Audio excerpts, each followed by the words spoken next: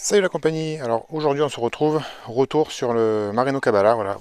Vous avez été nombreux à me poser plein de questions sur le cadre, les composants, etc. J'ai fait un peu plus de 250 km avec, courte distance, longue distance, roulant, pas roulant, cassant, pas cassant, du D+, du tranquille, et je vais pouvoir vous faire un petit retour sur un peu tout ça.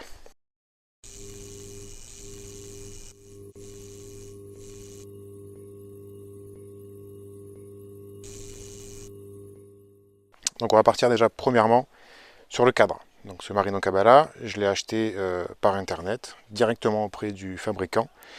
Communication très bonne avec lui, tu leur envoies un mail, ils te répondent, des interrogations. Soit tu as le choix de ce montage clé en main, on va dire, soit de faire un montage sur mesure en discutant avec le fabricant sur les cotes, etc. pour vraiment te faire ton vélo à toi. Tu as une possibilité de personnalisation, que ce soit au niveau des écritures, des formes, voilà, mettre des inscriptions, ce que tu veux. Tu peux tout faire. Donc discussion facile, aisée. Un mail, le jour même ou le lendemain, ils te répondent. Que ce soit sur savoir qu'est-ce que tu mets. Par exemple, moi j'avais une interrogation sur le monoplateau, différents index, donc il m'a répondu nickel. Quand tu reçois le cadre, c'est directement par la poste. Moi j'ai pas eu de frais de douane, mais bon, il est possible d'avoir des frais de douane. C'est à prendre en compte. Il est livré avec la bague collier de selle. Il est livré avec le jeu de direction, 3 pattes de dérailleur. Et il t'offre aussi un t-shirt cadeau. Donc sur ce coloris, l'effet craquelé est vraiment très très sympa, très très bien fini. Sur le cadre, voilà. Après, il est prévu pour 29, 27,5 ou mulet. Tu peux tout faire dessus. Après, ça modifie forcément la géométrie, hein. Mais tu peux aller de 140 à 170.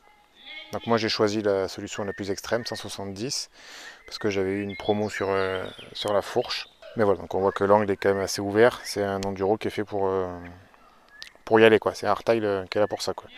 Au niveau de l'acier, qu'est-ce que je pense du coup de rouler sur un hardtail avec ce cadre acier? Donc c'est un acier Reynolds 520. J'ai été surpris de la possibilité du hardtail en général. Alors après, j'ai jamais essayé de hardtail alu, donc je peux pas comparer. Mais franchement, tu passes partout. Alors forcément un peu moins vite parce que l'amortisseur c'est tes jambes. Mais quand tu es mobile sur le vélo et que tu l'envoies dedans, au plus c'est défoncé, au plus tu peux suivre tes collègues qui sont tous suspendus. J'ai été envoyé sur Rougier, etc. Hein, du gros défoncé, du caillou partout, du rocher, etc. Franchement, ça passe nickel, quoi. Niveau montée, ça pédale très bien. Alors, c'est pas un XC, hein, je l'ai déjà dit plusieurs fois. Mais franchement, pour monter au train, t'as pas l'effet de pompage, t'as rien. Donc, franchement, ça marche super bien. On va passer maintenant sur les périphériques. Périphériques, donc tout ce qui a été monté sur le vélo. Qu'est-ce que j'ai gardé? Qu'est-ce que j'ai changé?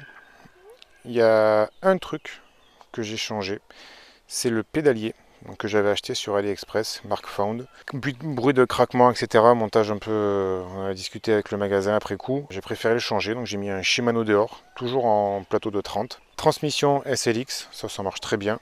Cassette ZTTO, donc ça c'est du AliExpress aussi. Et franchement, elle ne me fait pas défaut. C'est du 11,50. Et comme je disais tout à l'heure au niveau du pédalage, le 50, je le mets qu'en fin de sortie quand je suis cramé. Ou alors quand c'est vraiment des gros radars à gros pourcentage. Sinon, le 30-42 me suffit largement sur ce vélo. Sinon, j'ai dû choper les gambettes, on ne sait pas. Au niveau des freins, les Magura. Alors, je voulais essayer cette marque Magura. J'en ai entendu beaucoup de bien, beaucoup de mal. Et je voulais me faire mon avis dessus. J'ai eu une bonne promo pareil sur les Magura, donc c'est les MT5 e-stop. Différence avec les MT5 classiques, c'est que en fait ils ont une différence. Les plaquettes, elles sont différenciées et le look, qui en plus allait bien avec le vélo.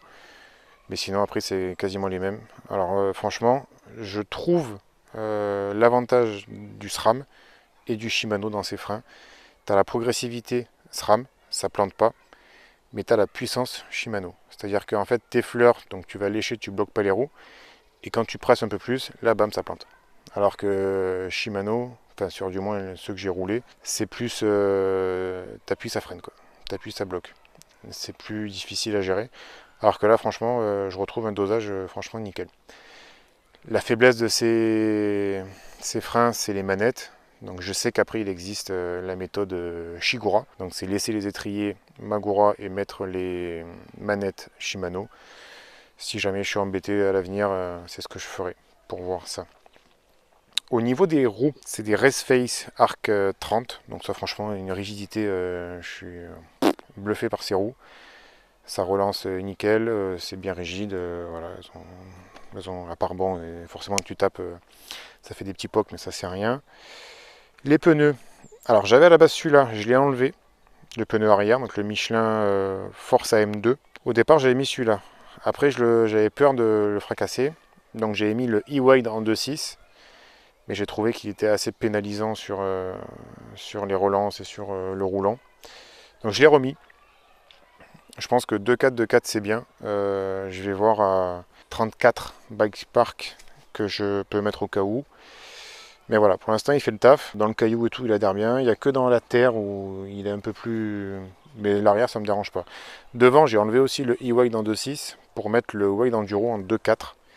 Plus précis, et franchement c'est une accroche, c'est la folie quoi. Michelin pour ça, c'est bluffant. Tige de selle télescopique, elle marche nickel. Ça, il y a zéro souci avec. Au niveau du poste de pilotage, j'ai dû bidouiller un peu pour trouver ma position. J'ai raccourci aussi le centre parce que c'était un 785 et chez nous tu tapes partout. Je l'ai passé en 760, donc c'est toujours en centre plat. J'ai baissé quasiment au maximum mon poste de pilotage et là je me sens bien. C'est ce que j'ai fait aussi sur le règne. Le garde-boue, alors ça c'est pas à cause de celui-là, c'est à cause du règne. Au niveau de la ZEB, il y avait un souci avec ce garde-boue, il tenait pas, il se replaquait toujours sur le pneu, donc j'ai inversé mon ancien garde-boue pour mettre dessus. Les pédales, alors là c'est pas les mêmes, ça c'est un autre souci, je vous en parlerai plus tard.